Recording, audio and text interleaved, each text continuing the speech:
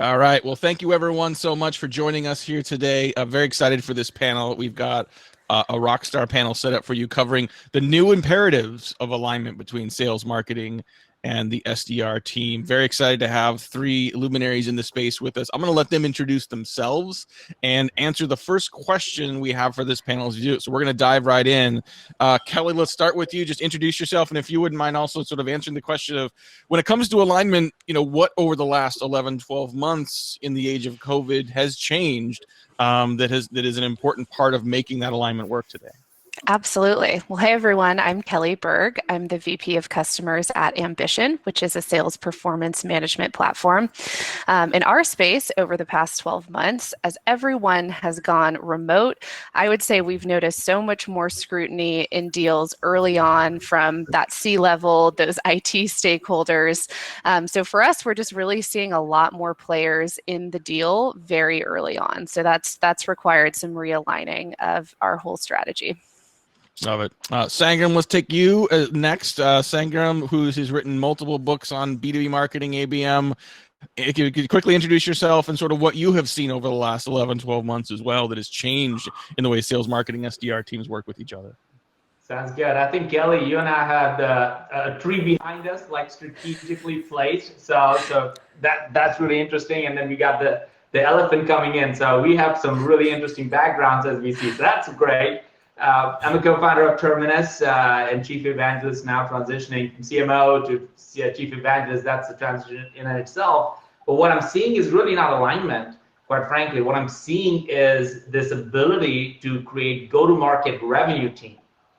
And I think that's what's changing. What I'm realizing is that we have talked about alignment all along, but the alignment is we all know it's a really hard term. The alignment means you have to create SLAs, you have to create ways that people are reporting to each other, all those things. But really what you need, I'm recognizing in our own organization now, is a really good go-to-market revenue team, which brings marketing, sales, and customer success together. And I think that has been a new thing that I'm learning and seeing work.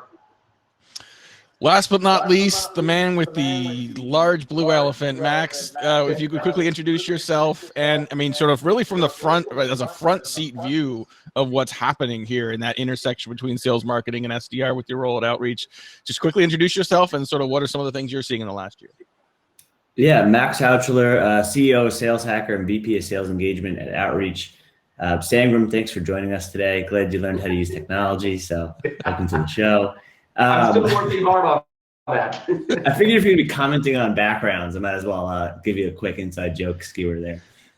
Anyway, what we're seeing in our offices or remote offices now is that it's harder to get attention than ever before. People are swimming through the same lanes now. There's no in-person, there's only virtual. So it really is a true team effort on the sales and marketing sides of the house, and even deeper than that.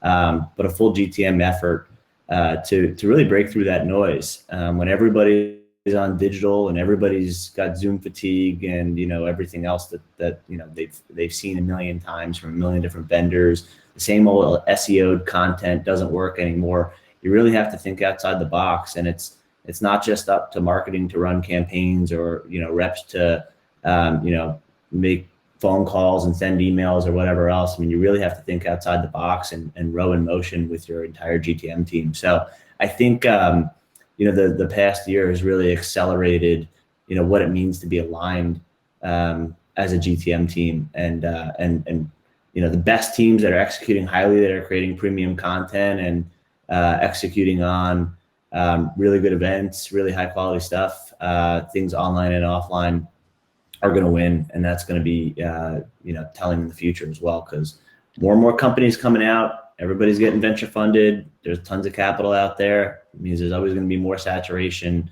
and as the swim lanes get narrower, you got to figure out how to stand out. So let's get into some detail in terms of how organizations are doing that today. I think, you've got sales, marketing, SDR teams that even sort of pre-COVID weren't necessarily all sitting next to each other every day. So the way they work together, had to be accounting for some virtual and digital formats. Now that is entirely digital.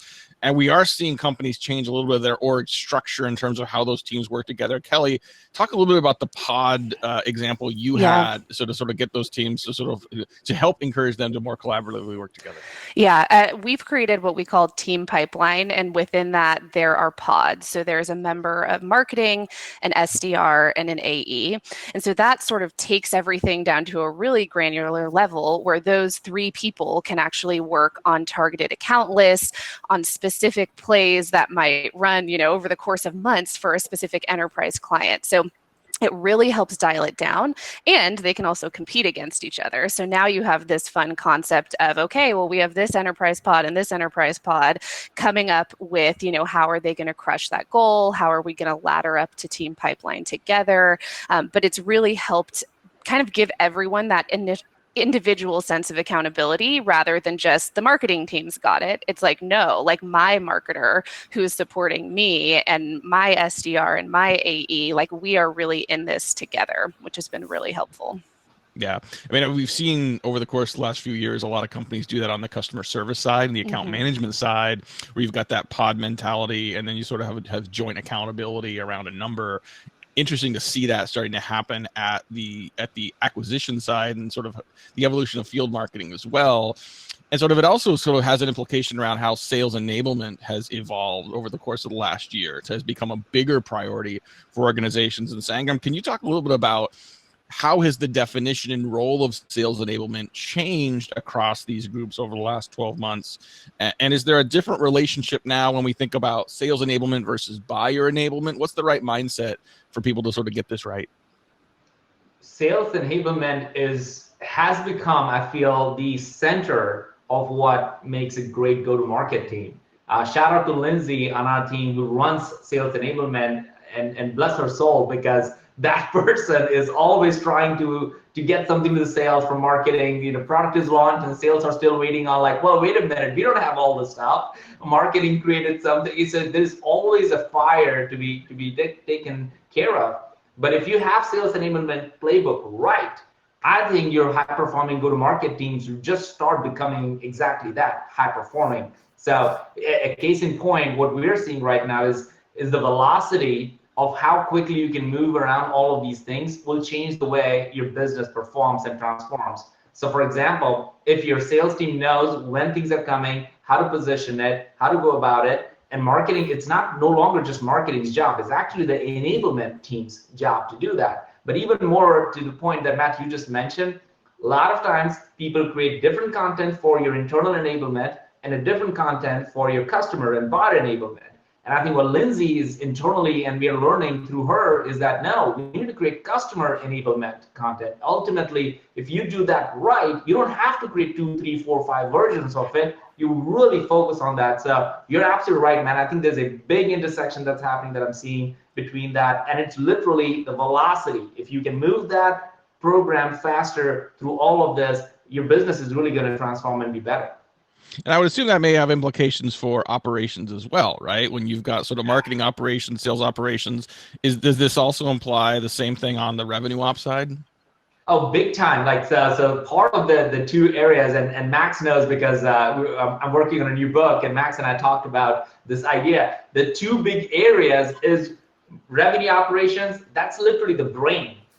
That's give you discernment of what's really working in the numbers as opposed to the opinions of the members in the room, right? So some revenue operations, I'm seeing that getting reported directly to the CRO or to the CEO. That's phenomenal. And then you have enablement rising up the ranks as well, but it's also starting to report directly to the CRO or the CEO, or in many cases, even to the CFO. And what's happening is if these two roles work well, revenue operations telling what's working, what's not, and how you're tiering and how you're going about it. And if enablement actually do their job of enabling the customer conversation the right way across internal and external folks, oh my God, you really are changing the game there. And it's many organizations are still have marketing ops sitting in marketing and sales. I'm seeing enablement team and operations team all of them have a marketing person, a salesperson, and a customer success ops person, the same way enablement for each one of them, reporting into a separate org.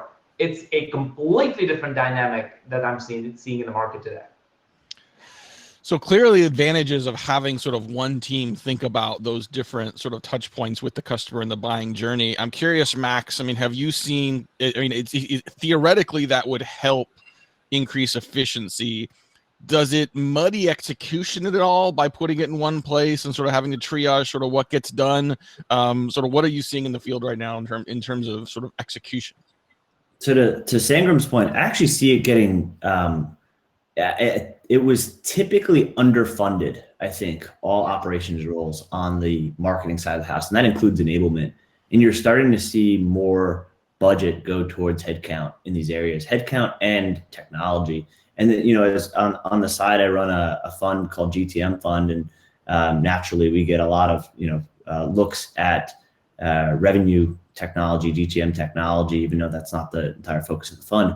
We're seeing more tech than ever before, tying together all the data and systems that run your GTM functions. And I think that's really exciting. I think, we if you look back at the technology stack, like marketing automation had its heyday like 10 years ago when it created HubSpot, Marketo, Eloqua, Responses, Exact Target, Pardot, you name it, multiple, 100 million and $1 billion exits and valuations in that space.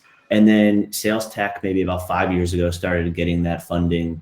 But it was always these like two separate buckets, it felt like. There was the sales tech funding, dialers, things like outreach, sales engagement platforms, et cetera, marketing automation. It really feels like now there's this unified system and stack that's being built and funded for RevOps. And I think that's typically when, like it's kind of like the innovators or the early adopters. It's the leading edge of the trend. And it usually happens in the hypergrowth tech companies first and then goes out to everybody else. But it's a really promising time for that RevOps silo, which encompasses enablement and operations. So I want to switch gears for a second and just talk about, not just the efficiency of all these things happening, but talk about sort of the human side behind getting all this done, right? Especially in sort of a very different work environment. I think when we did our prep call, we talked about sort of the idea of focus, right? And the fact that none of us are, I don't think any of us are sitting in our offices right now. I very clearly am not sitting in my office. And even 11 months in, we've been doing this for a while, but there's a lot of things that are just different about our work environment. Max, I think, you've got a young child at home, you've got a new home that you're building as well. So a lot of change in the midst of, your continued leadership role at Outreach and the GTM Fund and others. Like, how are people sort of staying focused, and what are you seeing work in the field as companies help their organizations and help their people stay focused on outcomes? Yeah, we've had to change a lot of things up in our strategy. You remove field from the equation, and now everything's virtual. And we were one of the first companies to do a virtual event last year. Kind of unfortunate circumstances. Our event was 4 weeks after pretty much everybody got canceled from doing in-person anything. Offices shut down, and we had to pivot quickly.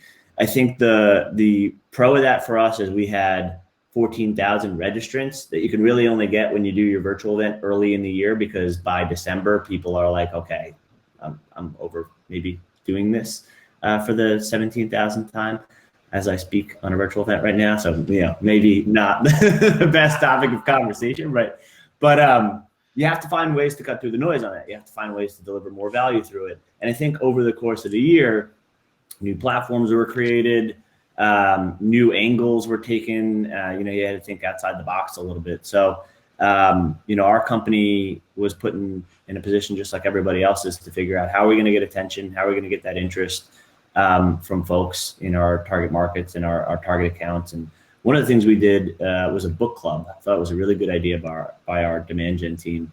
But we went out to famous authors like Ryan Holiday, Ego is the Enemy, Obstacles the Way, Stoicism, Annie Duke, who wrote Thinking in Bets, and we'd have them do book clubs for executives in our target accounts. And so we'd use Sendoso actually to send everybody a book that opted in.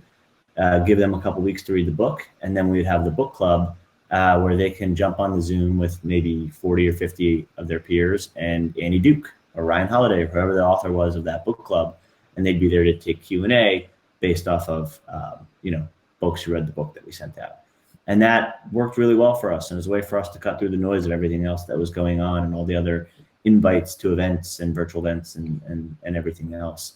We also launched Outreach on Outreach, realizing that everybody has a ton of content out there, but are people putting really the quality and like the attention to detail behind it? A lot of content you see out there pre-COVID, let's say, was SEO content, pillar content. What is a certain topic, and then just like pretty much brain dump on that topic, but not necessarily premium content with original research or original data or anything like that. So Outreach on Outreach was our way to kind of cut through the noise and share more about how we use outreach at Outreach. So I thought these were some good ideas and some good execution on our team to get out there and get some of that focus we were looking for from our target audiences, because it was really hard to get on their radar, especially when you take away in person. You add in the fact that like people aren't trying to kill time at the office anymore. They're at home, so they're going to go be with their family. They're going to go eat lunch in their kitchen, not at their desk, or with their family. So it's the game has changed a little bit, and we'll see how that progresses over the course of this year as folks get vaccinated and people go back to offices, or hybrid approach happens. Well, that challenge of attention certainly hasn't gotten any easier, right? I think, as people have more things pulling at their time, working from home, the volume of pitches and emails and requests and come to this event and check this out and give me 15 minutes, it's only going up. And so, and combine that with the fact that I think in the last 12 months, we've seen a lot of what I've heard of is described as sort of buyer ADD, not only sort of not really sort of being able to focus on any sort of particular topic up front, but even a commitment to change through the sales process and understanding why they're doing this. Kelly, maybe you could talk a little bit about this concept of commitment to the cause, so to speak, and what that takes to get a prospect to stick with it to the end. Yeah. I mean, I think this is something that's so tailored to what Ambition has gone through, where we're seeing a deal cycle where pre-COVID, someone was coming in with a very targeted use case saying, I need gamification or I need sales coaching. Great, we've got you. Now what we're seeing is buyers coming in saying, well, I know I need something. I'm not totally sure what that is. We're trying to build up employee culture remotely. We're trying to drive productivity. Am I looking at an OKR tool that my HR team is going to run? Am I looking at an OTL tool where my learning and enablement team's running that? Am I looking at coaching? Am I looking at accountability? Like, what am I looking for? And so that has created this world where the competitors in a deal or the other technologies being looked at are not traditional competitors. And so there's sort of this flightiness of, I'm not totally sure what outcome I'm trying to drive. I don't really know what it is that I need, just that everything has changed. And so we're finding that trying to get to the ROI story earlier on in that and saying, like, what is that tangible outcome that's going to give you the successful moment? Like trying to actually have to coach the buyer through that process to figure out, is this a fit? Are we what they're looking for? And sometimes it ends in like decision paralysis where nothing is purchased. Nobody got anywhere with that. And so it is a new challenge, I think, in aligning how we respond to that type of buying cycle and what the buyer's going through on their end too. Yeah, I mean, it's certainly a challenge on both sides, right? To sort of not only sort of, maintain that commitment and quantify that for yourself as a buyer, but also as a seller to make sure you're quantifying the value, getting a commitment to change, and then supporting the prospect through that entire process. Right. We have just a couple more minutes here before I know we need to wrap up. I've got a couple other topics I wanted to make sure we cover. One of them, Sangram, is the idea of sort of onboarding new reps. I mean, so many companies right now are seeing a little bit of light at the end of the tunnel, are seeing that the opportunity is to accelerate through the curve. They are hiring like crazy. So let's talk about rep onboarding, and not only sort of has the completely virtual environment we're selling in, has that changed the nature of onboarding, and what is marketing's role now in supporting the early success of sales reps on the team? Well, I'll give you a quick example on the previous topic because it's so important for people to see and what they're doing. But here's something we did that just blew the numbers altogether. We started doing a 20 people webinar. I'll say that again, 20 people, that's it. So we would have a CMO to CMO, that's our audience, email and saying, hey, we're gonna have 20 CMOs together on this topic, show up if you want to. It's not from a salesperson, it goes to the onboarding part a little bit too. And then guess what? Almost every time, 18 to 19 people would show up. And sometimes someone would show up and if they're like, well, I want to show up, it's a webinar, right? I'm like, no. If you're not on the 20, you get to come next week. And they're like, come on, it's a webinar. Anybody can come in. I'm like, no, we are keeping it to 20 so that there will be intimacy and people can feel safe and do it. I tell you, that one from a show rate registration, just typical marketing metrics, blew through all the numbers of what you might get to something. But more importantly, the ROI of that one was ridiculous because these were customers, future customers coming and having conversation, talking about things and asking questions, how their peers are doing, that they couldn't ask or talk about in their own company. So if somebody wants to take a tangible thing like, what do you do and what works, that 20 people totally made all the numbers for the year, for last year for us. Crazy. When it comes to onboarding, we're about to hire 80 more people this year, just on the sales process and customer success side. And we're trying to infuse, I think I love Max was talking about the funding that needs to happen for enablement could not be overstated at this point. We are literally pulling together a full onboarding team that is their job is to make sure these teams are feeling loved. They feel like they're not just on an island. Some of them are, but not make them feel like that, and make sure that they understand what needs to happen. And one of the things that we're using is tons of different tech together, but they have to listen at least 20 calls before they actually start having any call they want to do. So now with all this technology, that's all possible. Onboarding is really, really important. Love it. All right, guys.